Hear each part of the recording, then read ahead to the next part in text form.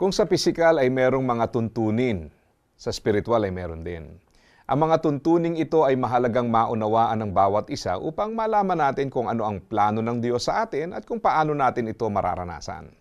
So yung unang tuntunin, iniibig ka ng Diyos at siya'y may magandang plano sa iyong buhay. Maliwanag sa Biblia na tayo ay mahal ng Diyos. Mula pa sa paglikha ay bukod tangi na ang tao at makikita din natin ito nung pinadala si Jesus upang tayo ay iligtas. Ang pag-ibig na ito ay patunay na maganda ang plano ng Diyos para sa atin. Yung ikalawang tuntunin ay ito. Ang tao ay makasalanan at nahiwalay sa Diyos, kaya't hindi niya maaring malaman at maranasan ang pag-ibig at plano ng Diyos sa kanyang buhay.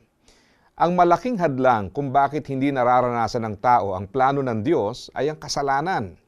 Ang kasalanang ito ang nagdudulot ng kabulagan sa tao para hindi niya makita ang kagandahan ng plano ng Diyos. Dahil din sa pagiging makasalanan, kaya mas pinipili ng tao mga bagay na hindi nakakabuti sa kanya at sumisira ng buhay.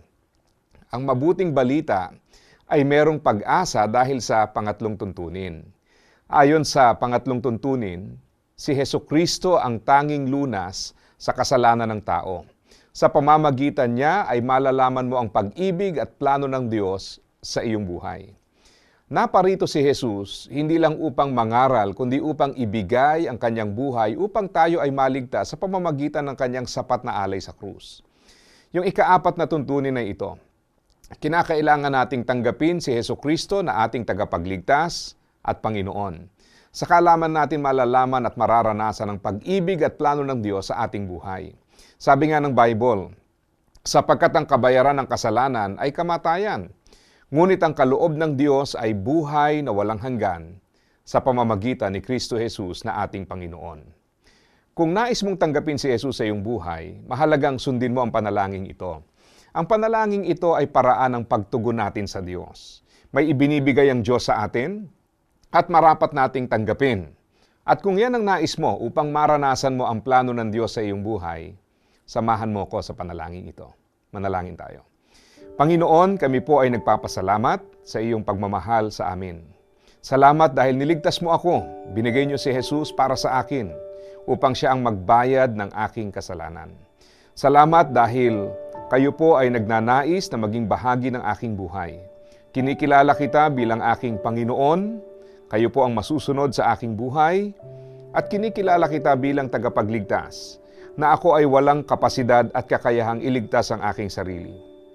Maghari ka sa aking buhay at tulungan mo akong tumalima sa iyong kalooban at mamuhay para sa iyong kapurihan. Pinasasalamatan kita dahil sa kabila ng aking mga kasalanan ay nandyan ang iyong pag-ibig na nagbibigay sa akin ng pagkakataong lumapit sa inyo, maranasan ka at magkaroon ng isang tunay na relasyon sa inyo. Ito po ang aking dalangin sa pangalan ni Jesus. Amen. Wala tayong magagawa upang iligtas ang ating sarili. Pero salamat dahil si Jesus ang kasagutan.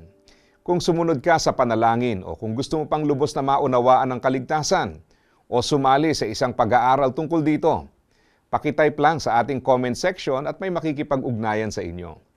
Umaasa kaming tutugon ka at nawa, ikaw din. Magtiwala ka sa Diyos at sa kapal.